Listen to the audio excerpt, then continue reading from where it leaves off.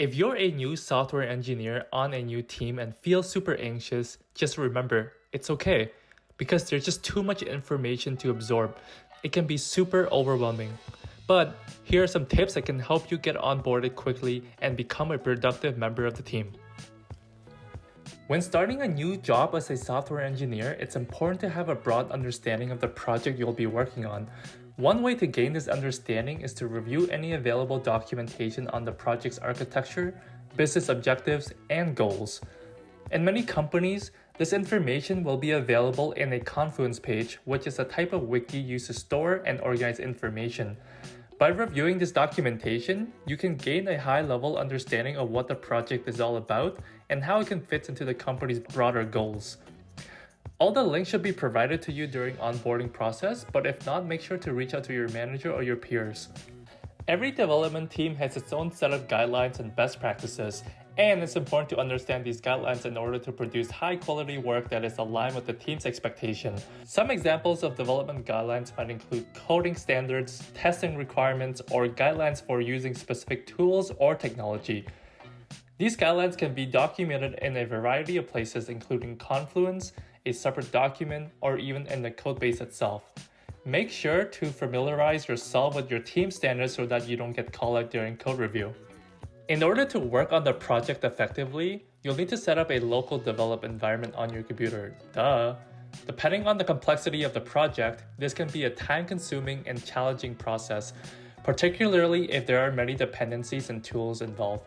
To make this process easier, many teams will create a Confluence page or other documentation that outlines the steps necessary to set up a local development environment. By following these steps, you can ensure that your environment is properly configured and that you have all the necessary tools and resources to start working on the project. If you find any steps in the documentation to be outdated, make sure to update them so that the next person's onboarding experience is better than yours. Even with documentation and development guidelines in hand, it can be challenging to understand the codebase and how it all fits together, especially when you're dealing with microservices. To help you get up to speed quickly, consider asking for a code walkthrough or pair programming session with a more experienced team member. During this session, you can ask questions, get explanations, and gain a deeper understanding of the project's architecture and design. This is a great opportunity to fit in any knowledge gap that is missing from reading the onboarding documentation. It is also important to build relationship with your colleagues.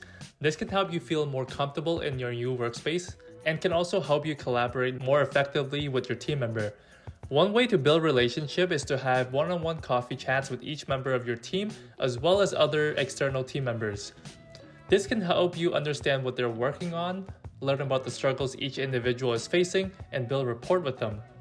Your manager should have already booked a one-on-one, but if not, take the initiative to schedule individual meetings with each team member to get to know them better. After each coffee chat, I like to create a point of contact list for figuring out which person to contact for different situations. For example, DevOps, front-end, back-end, etc. By doing this, you can quickly find the right person to reach out to when you need help or have a question. Finally, it's important to connect with your manager to set clear expectations for your first 30 days. This involves scheduling a meeting with your manager to discuss your role, responsibilities, and goals. By doing this, you can get a clear understanding of what is expected of you and how you can best contribute to the team success. That's it for this video. I hope that this is helpful for those starting a new job. Stay tuned for more videos to come.